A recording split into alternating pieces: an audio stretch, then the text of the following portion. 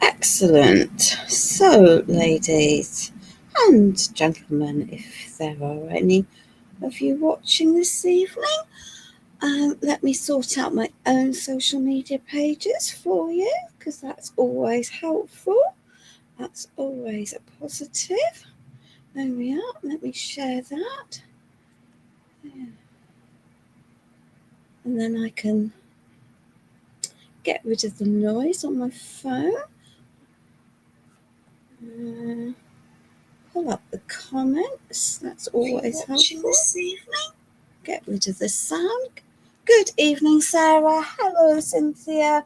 Welcome, welcome. Thank you, darlings, for the 2 hearts. It's much appreciated. Let me just see where we're up to with everything else. We're going to wait a little bit to see who else might join us. Good evening, Sheila. Thank you so much. I can see that and know that I can see, you can see me and hear me because I could hear myself wittering before I took off the sound off my mobile phone. Good evening, Connie. Hello, Joan. I do hope you are all very well this evening. So I've got a bit of a project today that's going to take a little bit of time. So for those of you who know me, I'm Gill. For those that you don't, I'm also Gill, and I'm one of Pentart's creative team, and I do regular lives in English for those of you who prefer to listen to instructions in English, but hope that my demonstrations are self-explanatory enough for those where English is not your first language. So that's who I am. This will be my last live for Pentart for this year. Don't panic, we'll be back next year. So I'm going to say that we'll spend some time this evening, which will be cool. So I have a little wooden box here, so a little tea light holder. This could be a glass surface, a wooden surface, an MDF surface. To be honest, any surface that you choose to work with can be will work for this as a project. And I've got 2 of these, so which is cool. And for those of you who didn't know this trick before, when you've got sticky labels, most of these glues will easily shift if you just heat them up. So that's a cool tip, isn't it? Because sometimes I know that they're a pain. So there we are. Let's see who else is joining us this evening. Good evening, Sarah. Thank you very much for joining. Hello, Maxine. Hello, Elizabeth. Hello, Julie. Cool. That's always good to know if people have got sales on. So, oh, that's where it is. That's all cool. That's all cool because we're going to need that. So this is a little plywood tea light holder. As I say, it could be glass, it could be metal, it could be MDF. If you're working with glass or metal, then you need to prime with bonding primer. But this is a porous surface, and so I am going to prime it with acrylic primer in white for tonight. And I don't know why I put the lid on that, because that really wasn't the most sensible activity in this world. And this will cause me a little bit of heartache because well, I need to get all surfaces done. So I have got one that I've pre-prepared to a certain point to try and save. But there is quite a lot of drying needed. But sometimes it's actually helpful to have a project made real time, isn't it? Because then at least you know how long it's likely to take you when you're creating for yourself. So that is the plan for tonight. I don't need it on there. So first of all, we're going to prime this wood. It's really important because the wood, this is quite a porous surface, and if we don't prime it, the paints will absorb in and possibly unevenly. So that's never good. So there we are. Now I happen to know from that I can use this like this. Good Thank you very much, Sarah. Good evening, Liz. I trust that you are okay. Miss Nye nattered earlier on online, but she was just a bit busy, so I hope she got her postage done. For those of you in the UK, I'm delighted to let you know you've missed the last day for first class postage, for second class postage. And not that I mean to panic you. If you're planning on posting in the UK, then the last day for posting your Christmas cards and presents first class is Friday. So a few days to go. To if I've just caused you to go and panic, I apologise if I have. So that, as I say, we're going to have just a layer of primer on here to help seal this. We have got some drying bits to do, but hey ho, I don't really think that you can use paints and mediums without really having some things to dry. Good evening, Barbara. Welcome, welcome, welcome. I trust all is well in Hungary. We are. I know that Pentacolor will be shutting their factory down for the holiday season towards the end of the week, which is all very well and good. But there we are. Let's just wipe that off there and see if I can. My hands are big enough to stretch all the way around.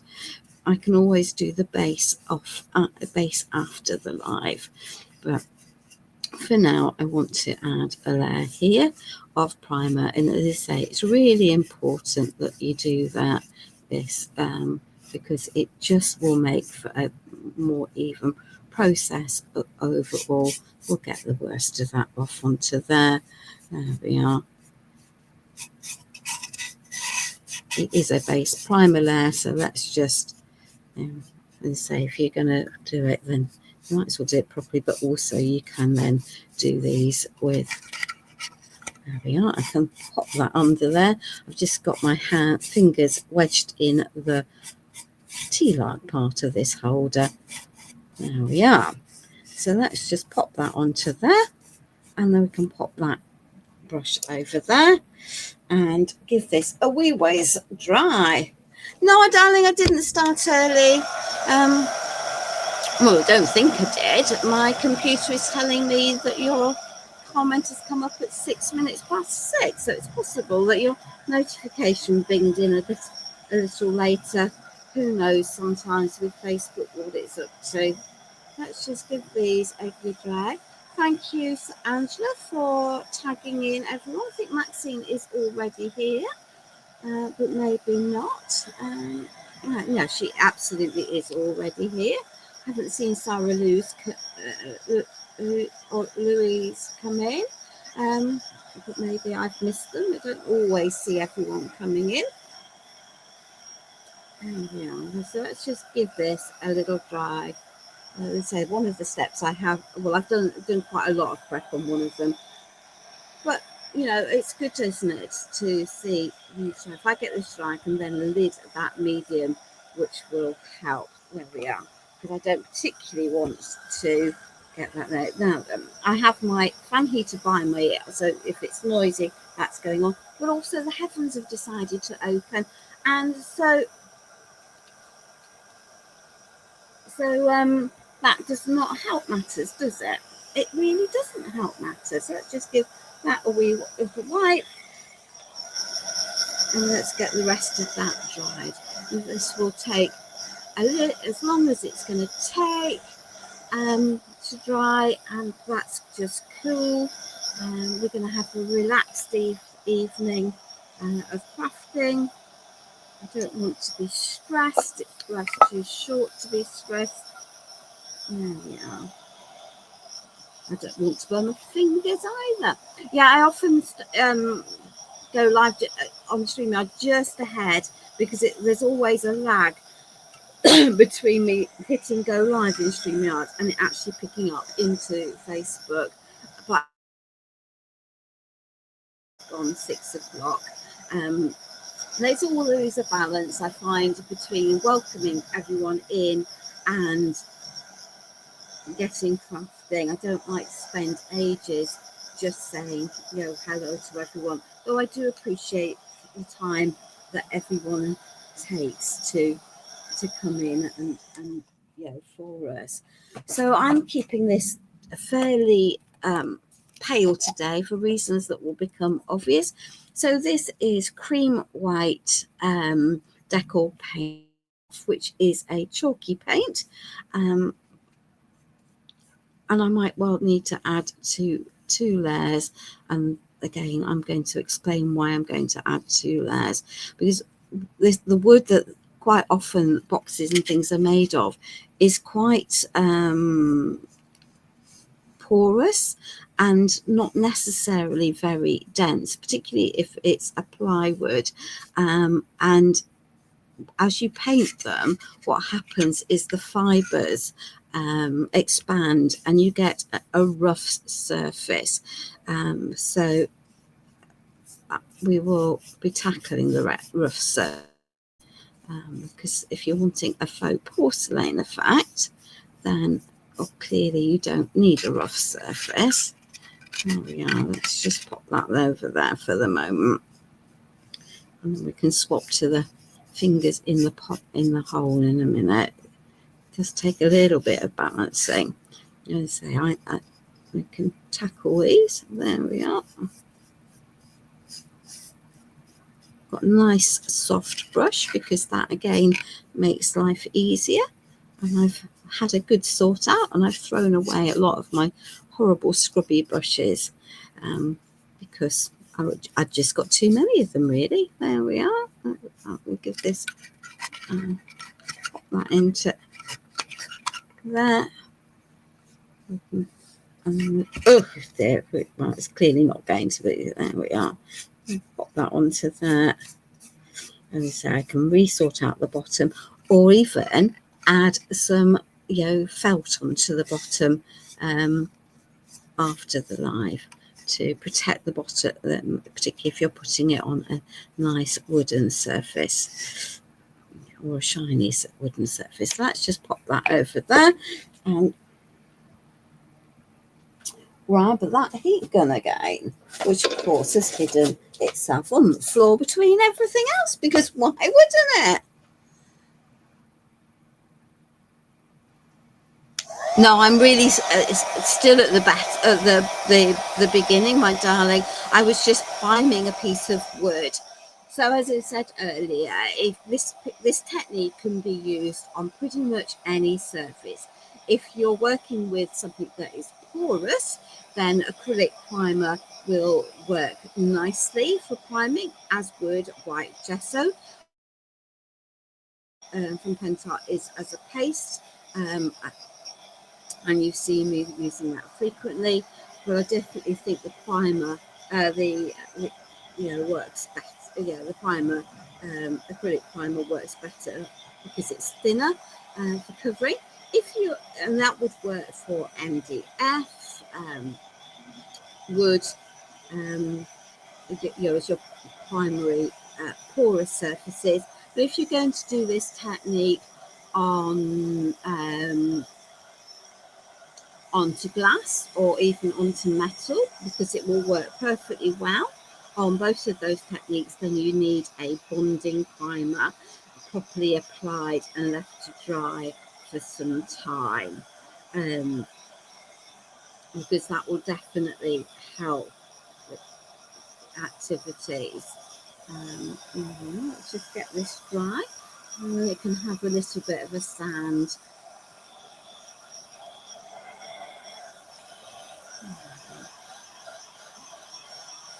And I'll be able to take anything I've got off the metal piece if I haven't primed that intentionally. So let's just get this all properly dry. I think at that angle you can see that that wood is really puffed up, and the raw sanded cut surface is now pretty irregular. So we're going to tackle that in a minute.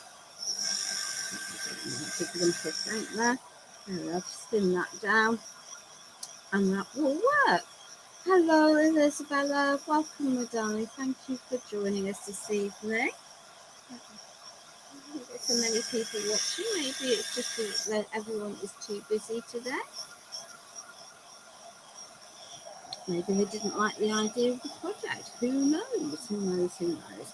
Right, let's just make sure that this is dry. There is no point in doing what I'm going to do next until this surface is properly dry, because you'll just make a mucky mess and lift everything else off.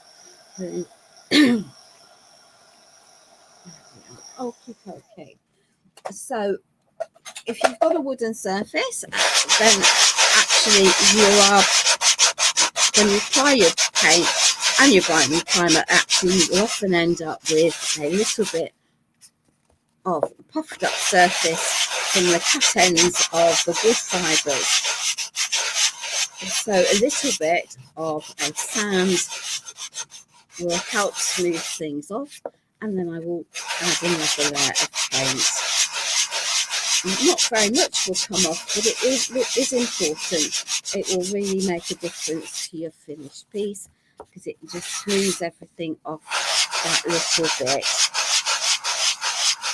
And if you're making for gifts or presents, then, or perhaps to sell your pieces, then having something that you've taken the amount of extra time it takes to actually just get out, get your sanding block out and give it a little sand, it's really not such a problem. So let's just give that a nice wipe down, and then I'm just going to take off the loose surface paint. So my wood is now sealed with my primer and my first layer of paint, and that's just fine, and the dust has been taken off. Let's just take that paintbrush, give it another little bit of a mop. The sanding block can go out of the way, and then let's just add another layer of paint to here, because then it won't puff up, because the wood has already been nicely sealed. And I will have a denser colour of the white. We'll get rid of the hair, and that will work better for overall for the whole piece. As I say, I'm not going to make no apology for the numbers of steps tonight, or for the fact that we're going to have in episodes of drying our pieces. It is just what is required for this project. There we are. She says, there we are. I can get my hands up there out of the way. There we are. Nice soft brush, wriggle it over, brush out any of the marks.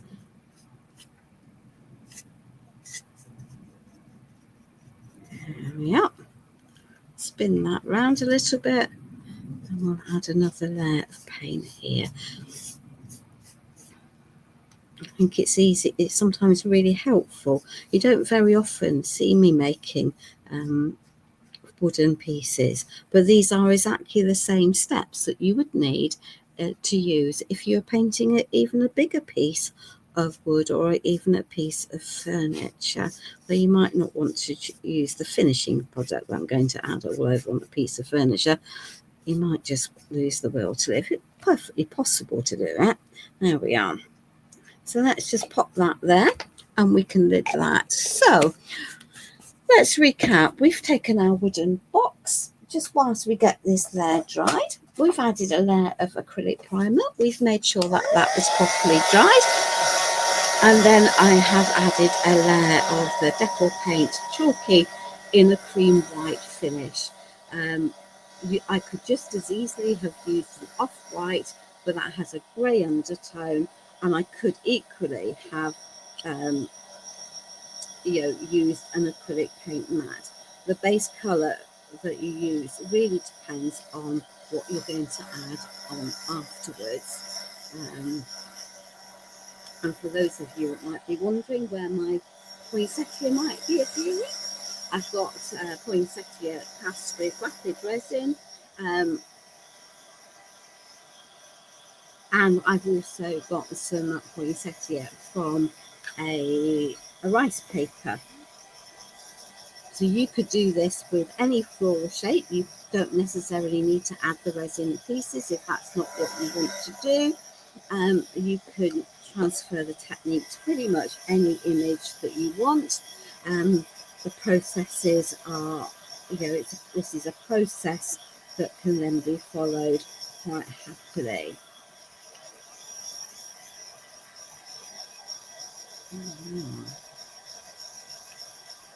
Good evening, Robin. Welcome, my darling. Welcome from the USA.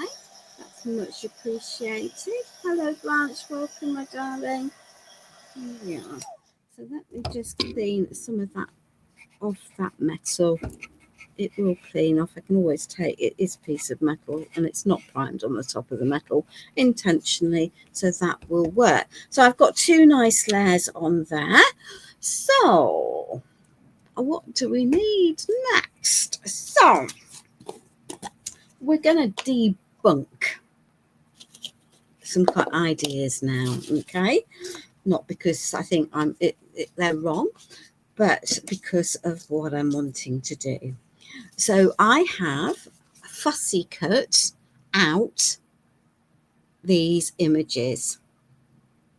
Now this, because I fussy cut and got rid of nearly all of the white, I could put this on a darker background quite happily, but this is going to give me a layer that I think will work quite nicely. I am going to need in a minute. So my intention is going to pop that piece onto there and that piece over there, and I'm just going to need to cut. So I've just made a little slit there, and that will fold over the edges. That's the intention. Okay, so I have got a very old brush, and I'm just going to, because I've got that one to hand, and we're just going to pop that rice paper onto there, and we're going to need a little bit around the edges, and that's fine. So it's a decoupage glue medium in the mat, and let's just take that where I made the slit right up to the top of there. Yeah. There we are. We're going to move that over a little bit so it sits into there. There we are. And that can go around there. I'm going to take that and just slip that just a little bit further into there. Pop that down. Need a bit more glue and fold that around the edges. And I need a little bit around there. There we are. And we'll seal that nicely into place. And that's given me a nice edge. There. Let's just take that. Get rid of all that excess glue that I've got on there. And I'm just going to take that glue right the way across so that we have an even layer of everything. And then we're going to repeat for the other side. There we are. This might prove a bit more of a challenge, but hey ho. So let's just pop that over there. So literally up into there. That will work for that. Let's get rid of a lot of that area. And then we can pop this onto here. So I'm deliberately taking it around my piece. Don't need half a ton of that on there. So let's just lift off the excess of that. Okay. So that's going to sit into there.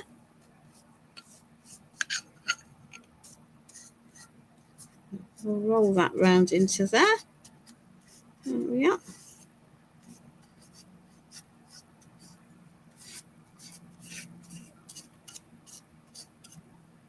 And we can lift that up.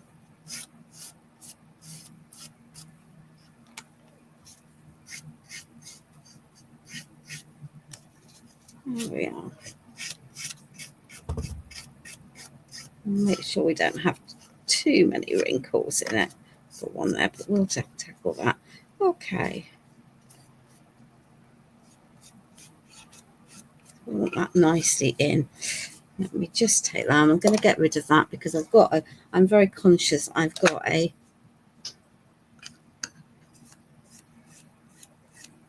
globby brush there, and I don't really want great big thick layers of decoupage glue because they're going to take ages to dry. So let's just take these and even out that, get rid of those. Need a little bit of there because I hadn't put any onto there. So we've got the same layers on all of these pieces, and that is that then safely into, okay. I am quite low down. I am sitting. My age, I think, has finally caught up with me. I know. It happens to everyone. Yeah. I'll just get rid of that. Good evening, Alison. Welcome, my darling. So let's just give this a little dry. So the art of decoupage requires us to be able to apply our decoupage image. So I've used rice paper, but there are beautiful holiday napkins around, and so that will work quite nicely. And so you can choose some of those. I bought some beautiful ones back from Germany. I might use those for next year, so I'm full of memories.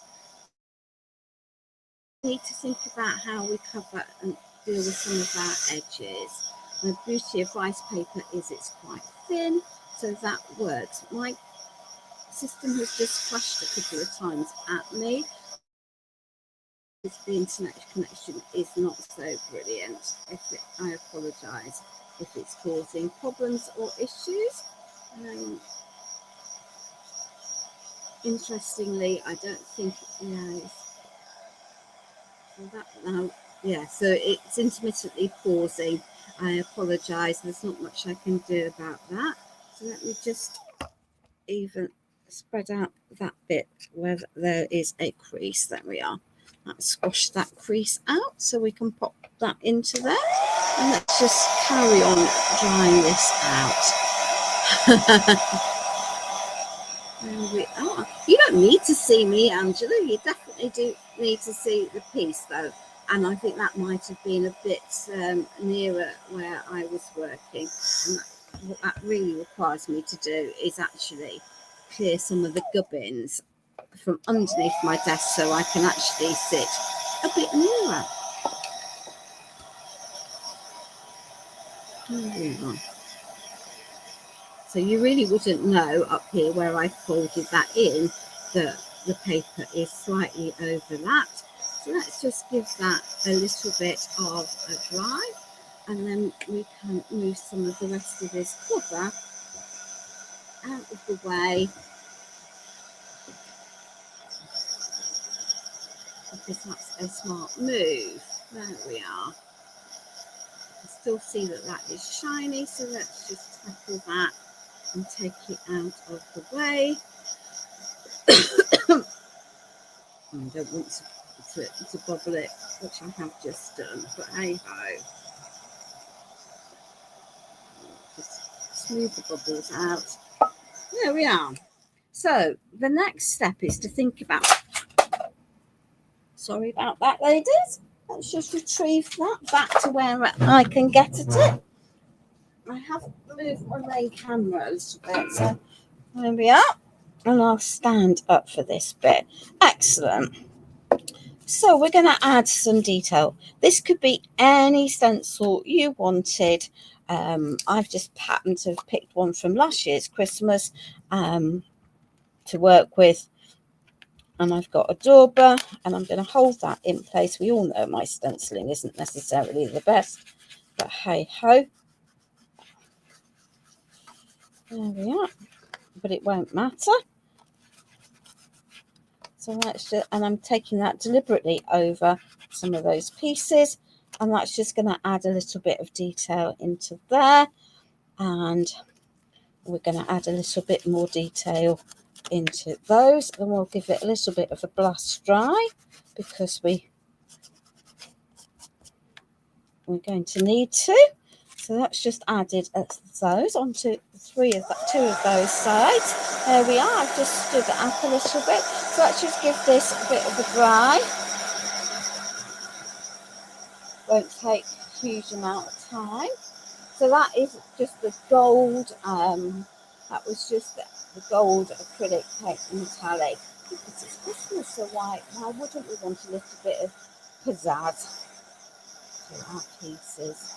It won't take very long because I haven't added a stick there onto there. So let's just move that over.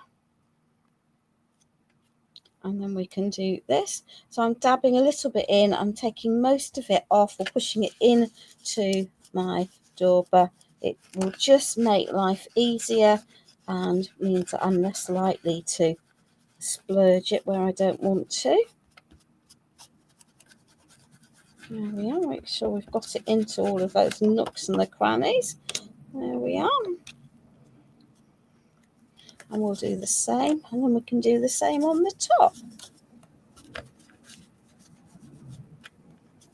There we are.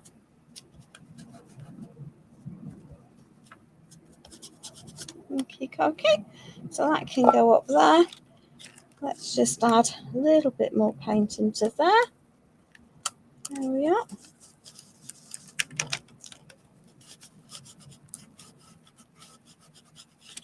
There we are. And then let's just brush out around the edges.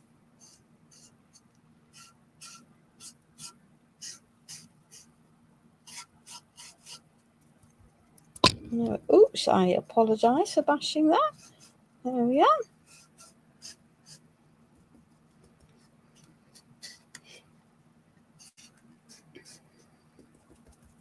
There we are. Smooth that down.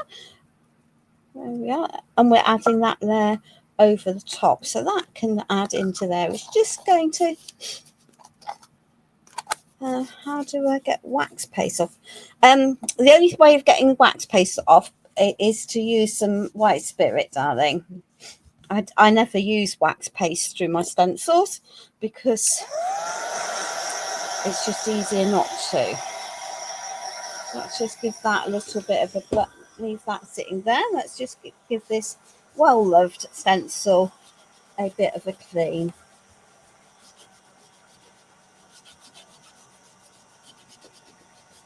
I do have stencil cleaner, which is always helpful. Leave that to sit into there, but it's not really designed for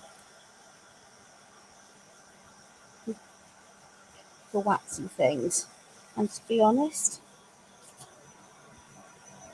I tend not to worry too greatly. I stick them in, ultimately we'll stick, when they get too horrible, I will stick them in a pot of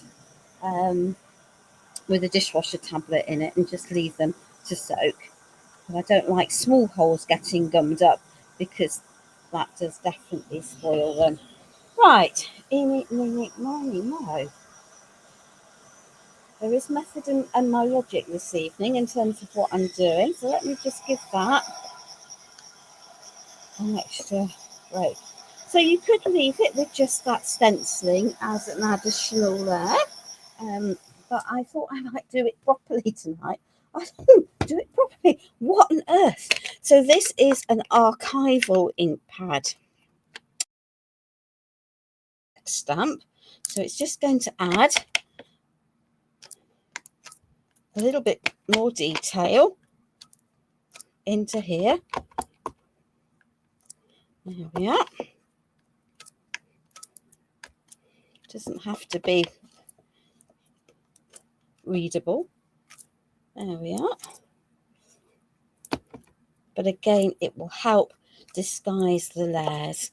So let's just pop that in there. But that's really important if you're going to do this, that you do it with an archival ink, not anything different. And I'm going to make sure that that is properly dried.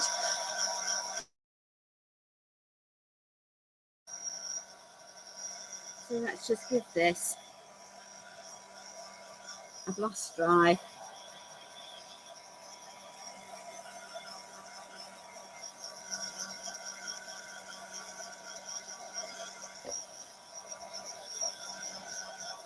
And I do have one I prepared earlier. Right. So I said I was going to do things properly today. I've used an archival ink, so I should be completely safe using a waterproof varnish over the top of it. And the reason I'm going to add the varnish over the top is that I'm going to ultimately use fine line crackle, which, as we know, is a solvent-based product, and that will disturb my stamping if I'm not very careful. So hence the decision to do this with that. If I hadn't used the stenciling, I'd probably just go with it. Okay, and at this point you could add more than one layer of your varnish.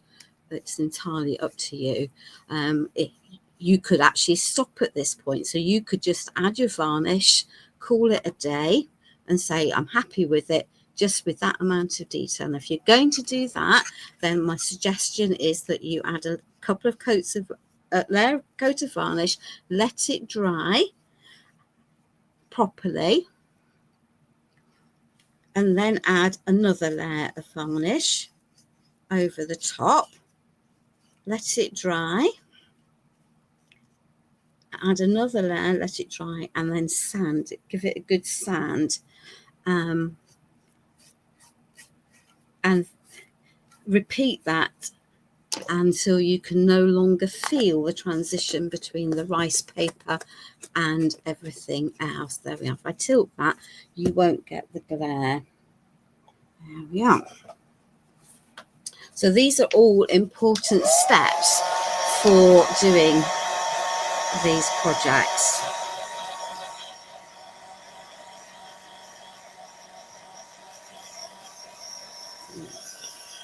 Just give this a nice good dry,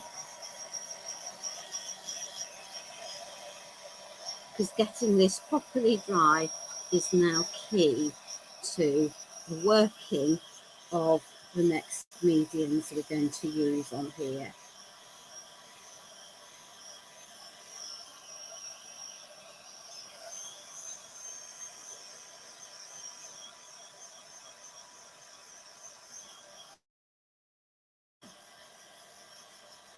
Oh, okay, let's sit that down now, and then make sure this is properly dry.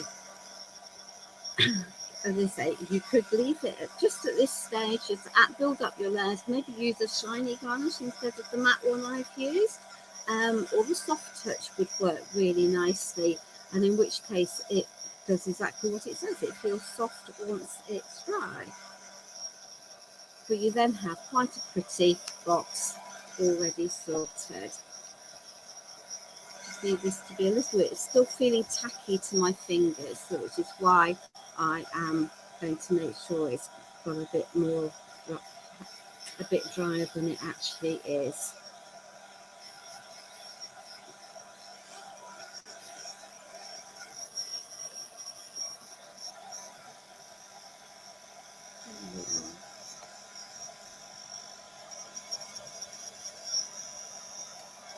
Okay. So we're going to use, horror of horror, dreaded of dreaded, the fine line crackle. You could use the transparent crackle, but you will get a different effect, but still a lovely effect. But the transparent crackle will give you more of coverage, and you might well lose quite a lot of your imagery. Now, this surface is now dry. Okay, and that is critical for this step. Okay, I have a brand new properly dry brush. Do not be tempted, and I know this might sound like I'm lecturing, but I'm really not. Do not be tempted just to wriggle your paintbrush in a pot of water, clean it, dab it out onto a kitchen towel, and say that's dry. the brushes need to be completely properly dry. Yeah, so this is the step one, and we're just going to add the step one as a thin layer over here. There we are.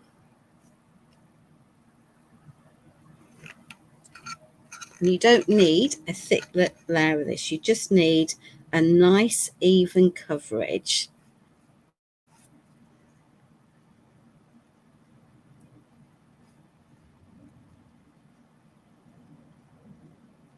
So just get, oh, sorry. So that will be why Alison was unhappy earlier. So let me just move that back.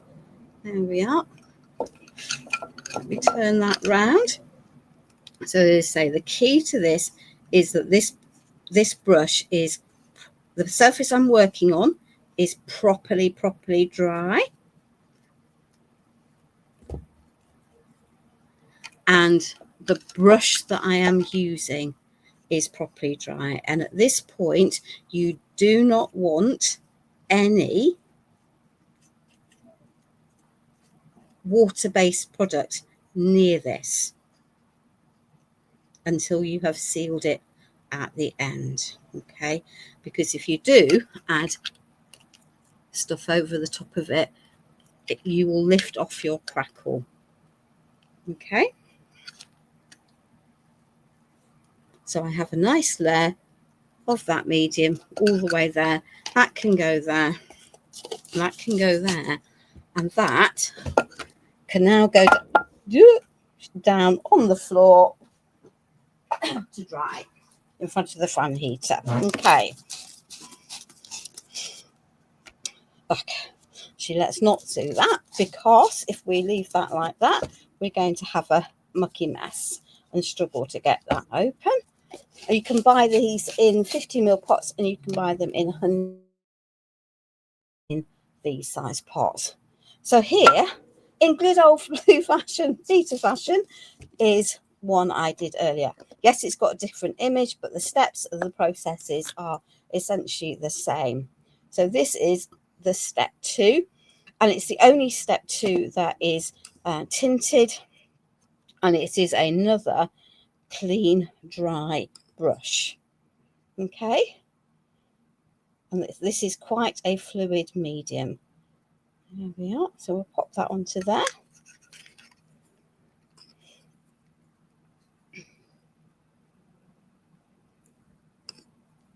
We'll just add a layer onto here, smooth it out nicely.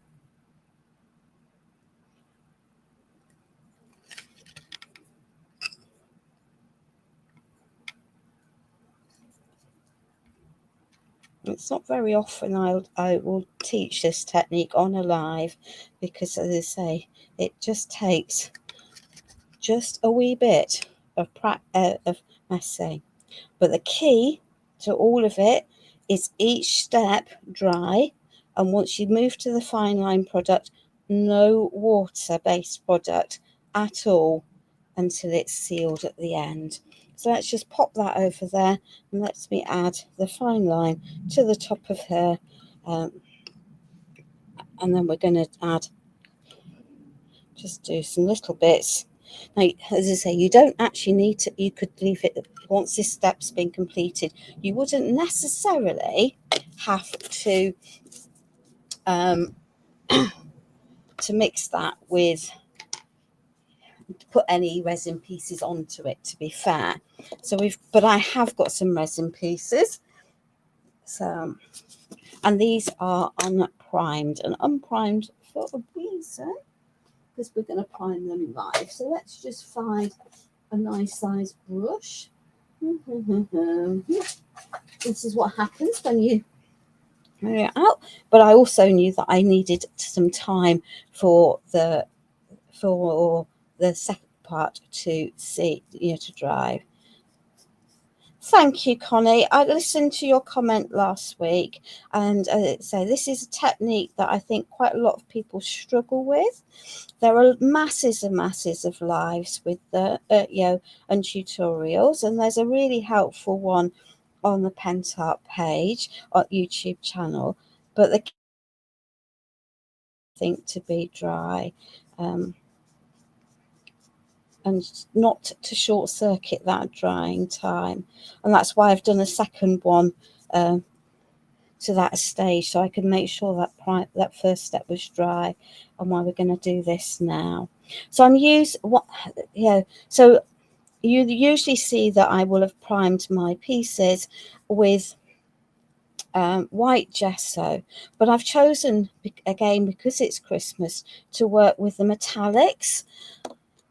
And that to me means that they just work far better over a black gesso.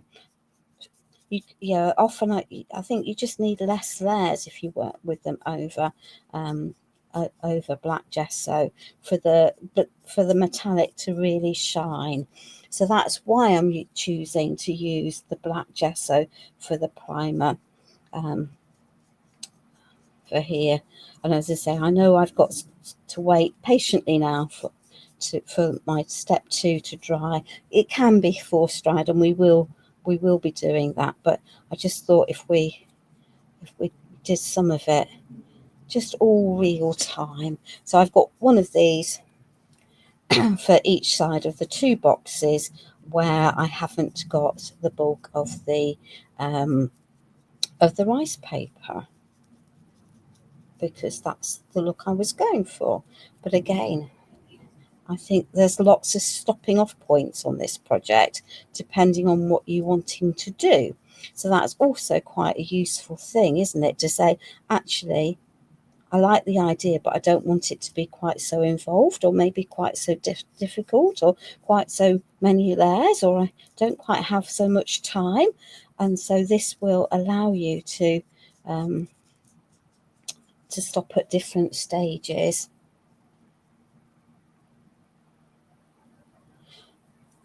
How old was the snow pen, Alison?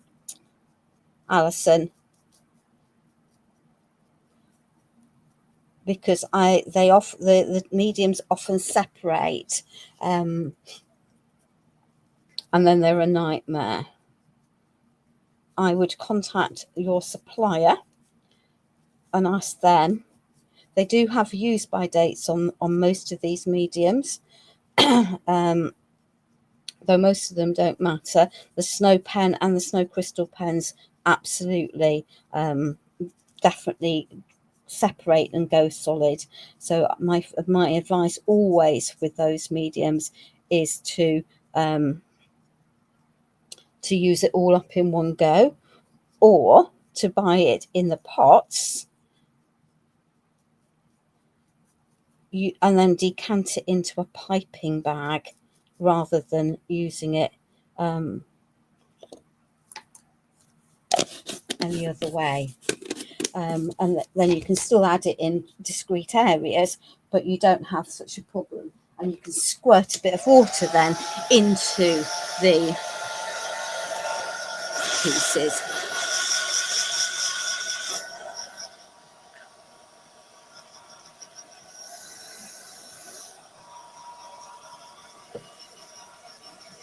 You just give this a little bit of a dry.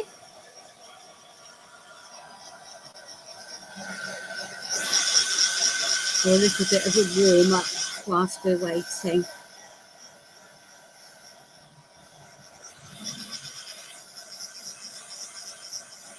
Because it needs to be completely dry. So I hope that was helpful, Alison. They're really useful, but they definitely are not for application purposes. The ice crystal pen may well be in the same condition. The glazes will probably be okay. I've not had any of them block, but the ice crystal, yeah, they will be pen type, darling. But if you bought them last year, then they've probably just sat too long and separated. I would send them back. My personal advice would be to send them back to your supplier. or contact them and let them know that that's what's happened. But my advice going forward is to, for the ice and the snow is to basically not to, to use the bigger tubs and decant them into an icing bag, just what you need.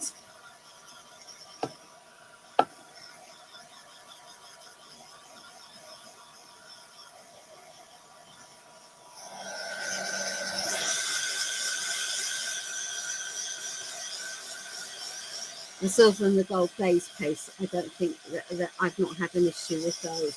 The medium is different. I think it's less gloopy, less chalky. So that hasn't, those I haven't had an issue with ever.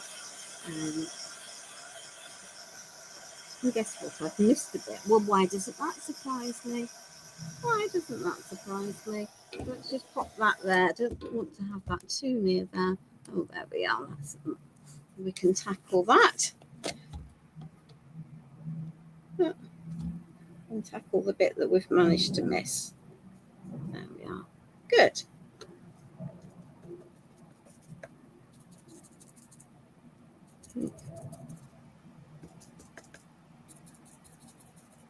Okay.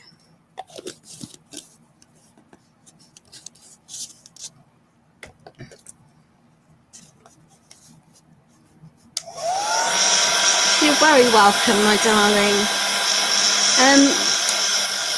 If you bought it last year, then Oakwood Archer were the supplier for Create and Craft at that point, my darling. So you should be able to contact them. So I don't know how well they will respond, given the amounts that they've still owed from. Now, in an ideal world, you would leave your second part of your fine line just to dry on its own. I am force drying this. I will get crackles, but I'm also getting some bubbles because it's getting too hot, and that's my fault for force drying. But it really is the only way of demonstrating this on air.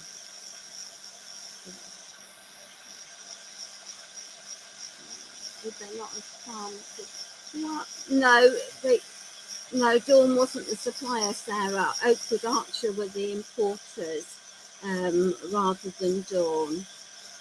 Good evening, Terry. Welcome, my darling. I trust you and Tori are well today and that your weather has improved. It has been a pretty dry, miserable and horrible day in the UK. So you're not alone in having dreary weather. So I think for California, that's probably quite unusual, isn't it? So I just need to get this black gesso properly dry. Because again, if I try painting over the top of it before it's dry all the way through, then that's really not going to help overall with what I'm doing.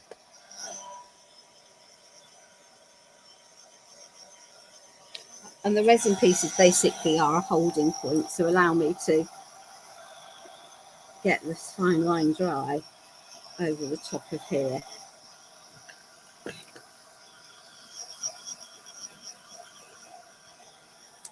Let me just pop that bubble.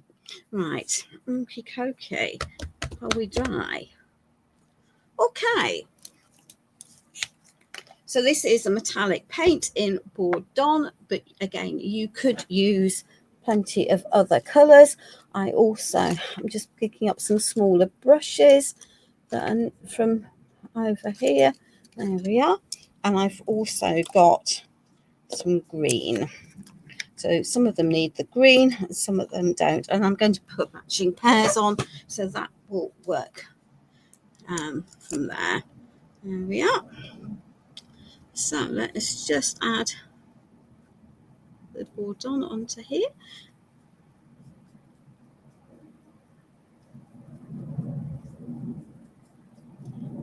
you see it just gives, it's a lovely rich colour, and this red is very close to the red in the rice paper I've chosen to work with. There we are. Might need to order my own new pot of that.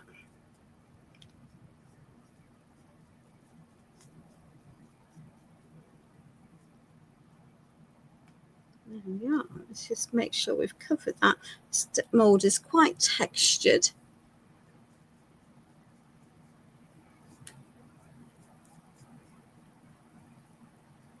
There we are. We'll add in some of the detail long term.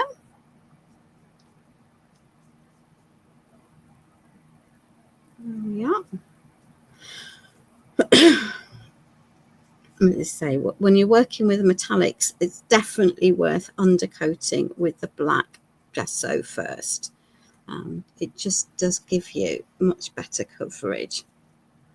Yeah, have we got it around everything? Oh, I think we might have done. So let's just pop that into there. Deal with that bit. And they say this is, I've chosen to add the resin pieces because I've got 2 for each pot, but we'll finish one pot and then I'll finish the other one. The one I've got where I put the first step on, I will do that, finish that tomorrow and then photograph it. I didn't think there was only so many drying steps I felt that we really required to watch, and there's enough of them tonight, I'm afraid. There we are. We are making progress. Now I have a question for the hive. Do we like the idea of a project that goes on for a bit longer? An hour and a half rather than an hour and 40 minutes? Or would we prefer lives that go on over 2 parts? Maybe a bit more involved. Your thoughts much appreciated. And then I can plan what I'm doing. There we are. So let's just pop that. So these ones are definitely going to have leaves on them. We don't need to have all of that.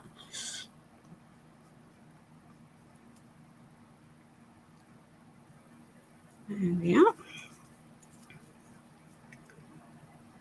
It's just difficult to know. I've been doing the lives pretty much every week for the best part of a year. So I think I know you well enough to know that you'd tell me if you'd prefer to have bigger projects over 2. Sarah, when I get time, I will give a TP card a go. But with a combination of lives, ill health from hubby, and a holiday, or just have not had time. But yes, I will be doing at some stage because it's good to do things that are different. I think it's quite difficult on the Pentart lives to do a card making activity. Though having said that, there are enough glues and mediums that you could use to embellish. So maybe that's a thought process. Do you want some more paper-based activities using some of the other products that Pentart make? You like both ways? So, okay. It's always, I find it a challenge to know quite what's to do for the best. I sit there and think, what am I going to make this week? And then I have a look in my stash and think, that's been sitting there a little while. Maybe that will work. Sometimes it's easy. It's, you're going to be making something seasonal. That's fine. Sometimes it's easy because I've got new Stamperia papers to play with. The headache for the latest releases of the Stamperia ones is that they're not really appropriate for a seasonal make. And that causes its own headaches.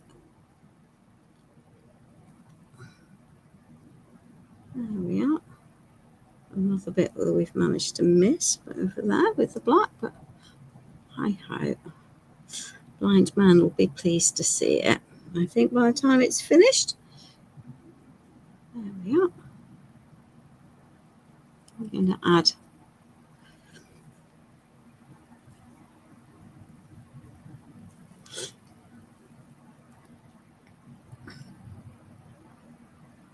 it really, Connie, that the answer to your question in terms of what time of crackle you use to go on rice paper, it really depends on the overall effect that you're looking for, because you can use pretty much. The only one I wouldn't use over the rice paper is the one component crackle, but you can use the classic crackle, the transparent crackle, the micro crackle, the fine line crackle. All of those will work perfectly well over rice papers. Let's just give those a little bit of a blast and give this a bit of a blast at the same time. Excellent. That's beginning to. This is going to need a goodly dry. And I've managed to get some white just so well. I don't really want it, but hey ho, we'll worry about that at another time.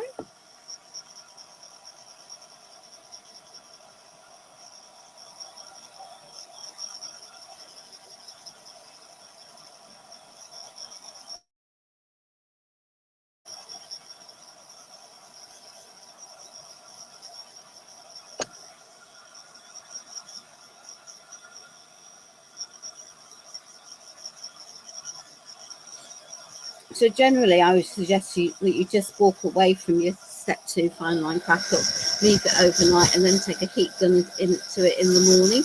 But you can heat gun it dry.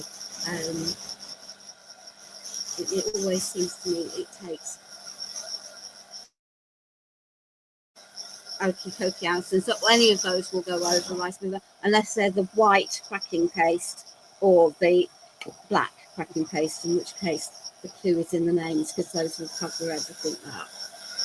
Right, let's just get these dry, and then I can add the green into those with less chance of muddying it all. And I can see that my fine line is currently not cracked, and I've got a hair in it, which is really very unhelpful, but it will crack. Probably just I need to wait for your comments to come up. There we are. I only have the one set. I'm busy with a great deal to make sure. So yeah, the one component crackle I definitely wouldn't put over your rice papers at all. And after that, it comes down to the effect that you're looking for, because they all do vary quite a lot in terms of how they look.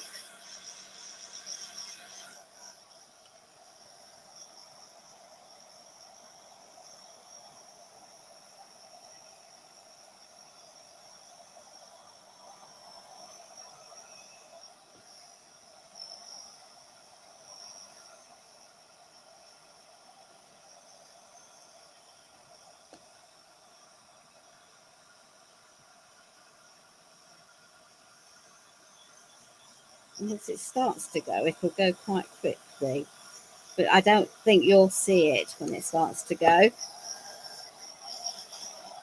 until I add the magic over the top to bring out the crackles. The clue again is in the how you see that. I can see that they are now forming on the top, which is cool. So that at least tells me that the whole process is working. Okay. So let's just add this into here, and let's just paint these leaves. So this is the ivy green. I love these metallic colors. They are just very, very pretty.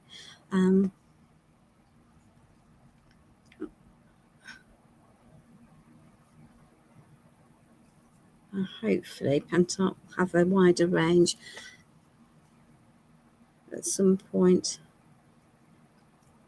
they've got lots of basic colour. The sparkling blue is probably my all-time favourite, but I do like this ivy green as well. It's a nice bluey green, and they will just add an extra shimmer to their project. There we are.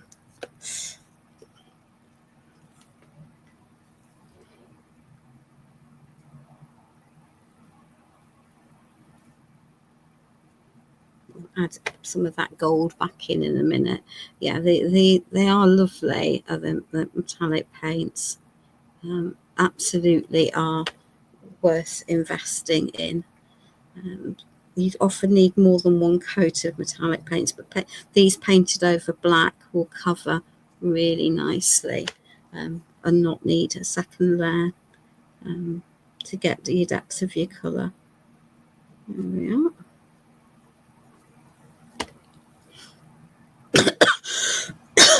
Excuse me.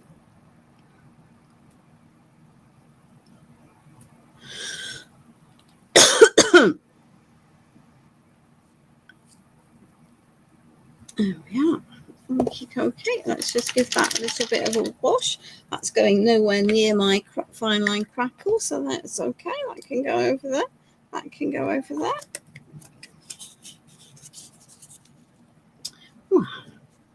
And then let's just take some gold and sort out the centres of these with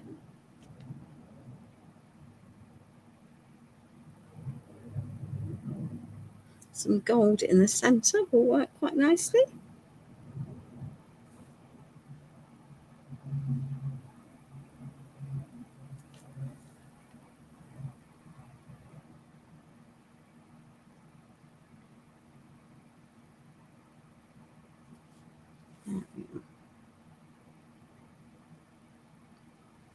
Cool.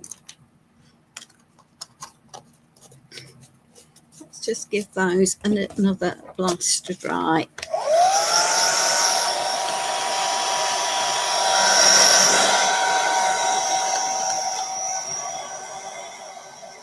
Yep, we're beginning to go.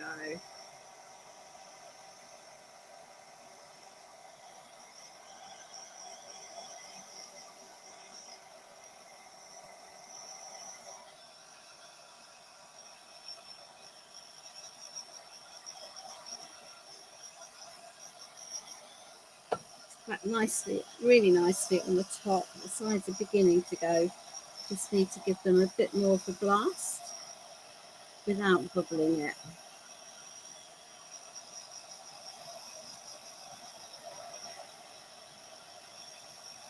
And sometimes what I'll do is I'll get to the point where I can see crackles, and then I will put the antique paste into the crackles.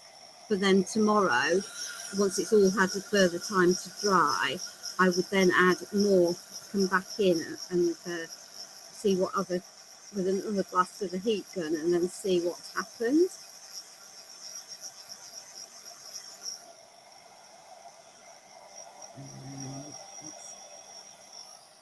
It's definitely beginning to go.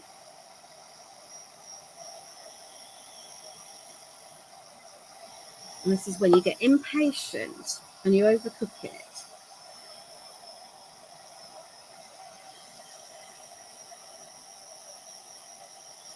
And you bubble your mediums. So really you're better off just letting stuff dry naturally. There we are. And I think more crackles will come out as it continues to crackle overnight. Okay, let's just get these dry now. So 2 of these are going to go onto this, 2 will go onto the other, which I will add the second part to off the live, because really we don't need to be here till tea time.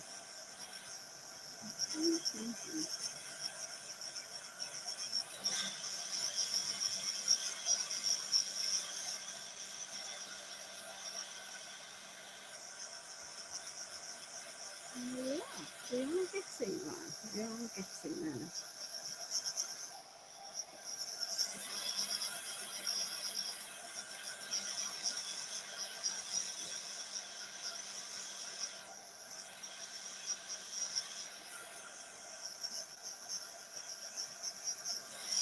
So in terms of the fine line craft, you can't use anything water-based over it until you have sealed it. We'll come back to sealing in a minute. But you can fill the crackles with pigment powder that's dry, brush off the excess and leaving it in the cracks. You can use the antique paste from Pentacolor in any of the assorted colours. I'm going to use Umbra because it's going to show up better, but I also love the gold very much. Or failing that, then use an oil base, an oil paint, and that comes in masses of different colours, and that will work for you too. So that's just, so my antique paste art brushes are always kept in a pot of white spirit.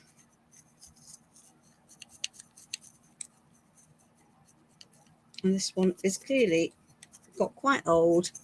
Let me just pick up some white spirit from the bottom of there and add that in. There we are.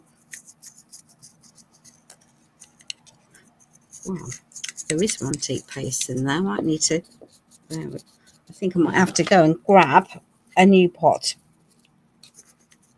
And that will revive, but let me just grab a new pot of the gold antique paste, because we're going to get a nicer result if I grab a new pot or a newer pot. Now I've been working with Pentacolor products for 5, 6, 7 years now. That's better, that's more pasty.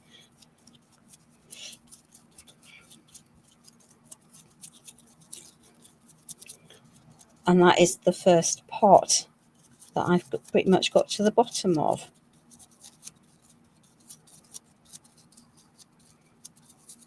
Now the joy of the antique paste is, unlike a wax, is these will wipe off the surface. So I will have some gold detail in all of the texture, and it's just going to soften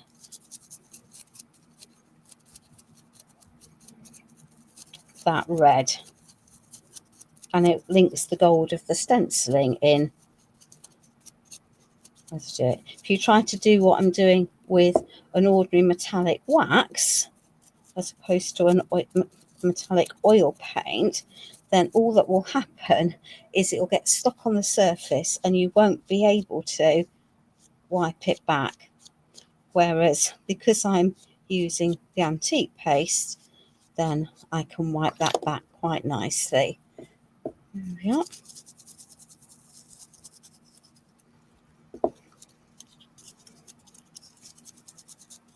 I've got lots of cracks on the top of my box.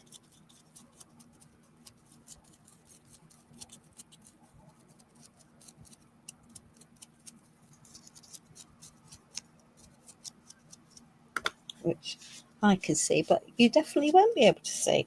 I know you won't be able to see them.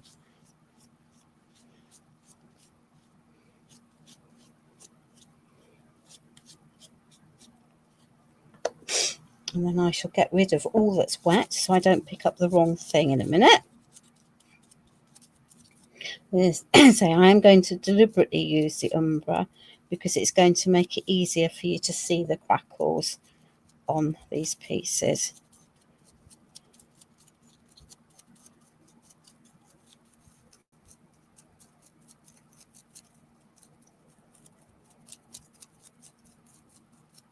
There we are. So the antique paste just adds just a beautiful shimmer, softens the colour. There we go. Oh, right, let's lid that over there. Okay. So let's just pop that over there. Pop that over there. Let's give that just one more blast, I think. So I can see some areas have crackled nicely and some of them will probably crackle a little bit more. It's surface dry now.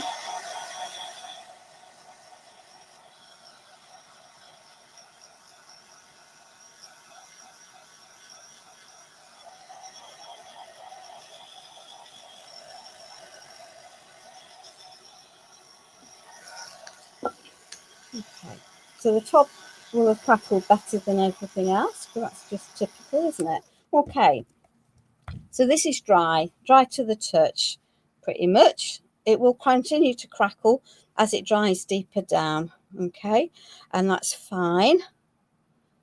Some of the areas have not cracked as much as others, but that is also just fine. Let me just blast the areas that I can see haven't cracked quite as much, and see if we can get them to crack.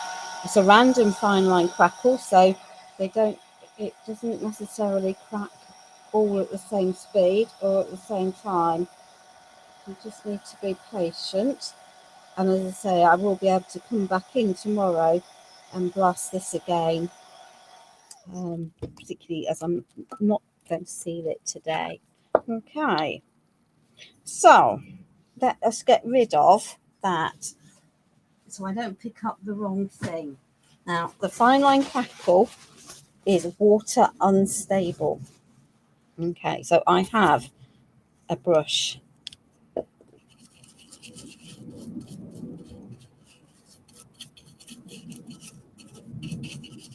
With umber. You could just as easily do this with the gold. Okay, so don't fret, that will work. And I know that now looks a horrible icky mess, but bear with. There we are. If I lift that up, I've got lots of crackle on there. Let me just push some more of that deeper into those crackles.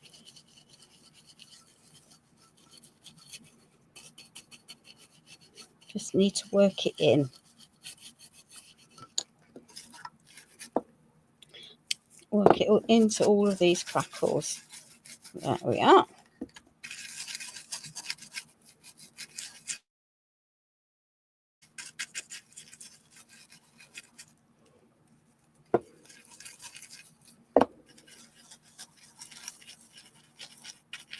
I can see them. We will have them so you can see them. Honestly, you will.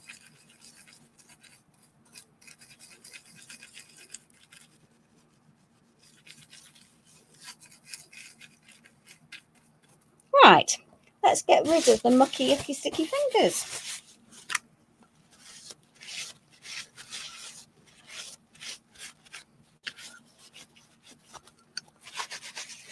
So a dry cloth. Do not pick up a baby wipe to do this with, because you will wipe everything off and will regret it.